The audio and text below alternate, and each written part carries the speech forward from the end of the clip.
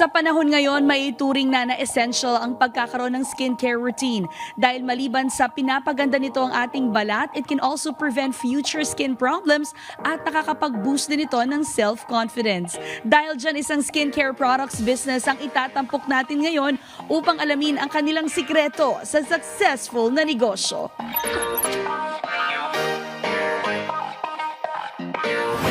How did you enter the business world or business industry? Dati kasi ako isang medical representative na isang dermatological company.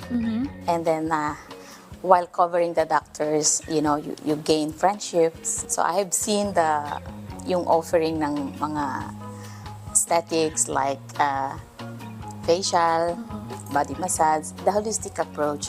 So parang yun yung inaral ko sa England. And then after that, pagbalik ko dito, nagtayo na ako ng sarili ko. How long have you been in the business industry? 38 years. So sa 38 years na yon, ano ba yung pwede mong i-share sa amin, yung mga challenging times or yung mga struggles mo while building this business para maka-inspire tayo dun sa mga nagsisimula pa lang? And struggle ko rin naman on my own business. Nagsimula ako lang.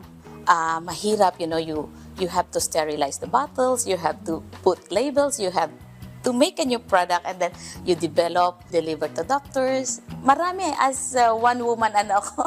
Yes, so ikaw pala talaga lahat, Miss.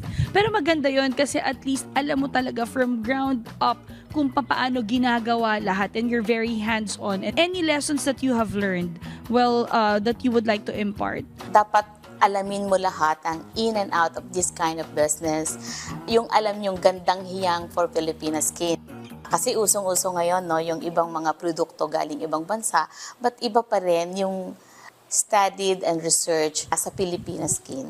You also train and teach people or aspiring entrepreneurs who wants to enter or to start up a business when it comes to aesthetic clinics. You also offer your own product line.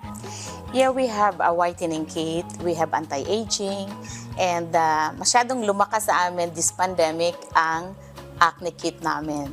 We don't know why, maybe because ang dami daw nag-allergy sa mask. Bakit ba kailangan ang mga bawat mamamayang Pilipino pumasok sa mundo ng pagninegosyo? Small, micro and small entrepreneurs. Ang Pilipinas is composed of around 99%. The big ones that we have here is only 1%. So magandang time ngayon, especially after this pandemic, kung mag-iisip kang magsarili ng negosyo. Ang kailangan lang talaga, nadudun yung puso mo.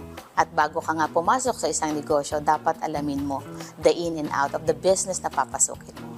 Success is no accident. Ito ay bunga ng pagsisikap, tiyaga, sakripisyo at pagmamahal sa iyong ginagawa. Yan po ang aral na ibinahagi sa atin ng business owner na si Miss Dina Stelder. See you again next time mga kanegosyo sa isa na namang episode na puno ng inspiring business stories. Kaya naman tara, negosyo tayo!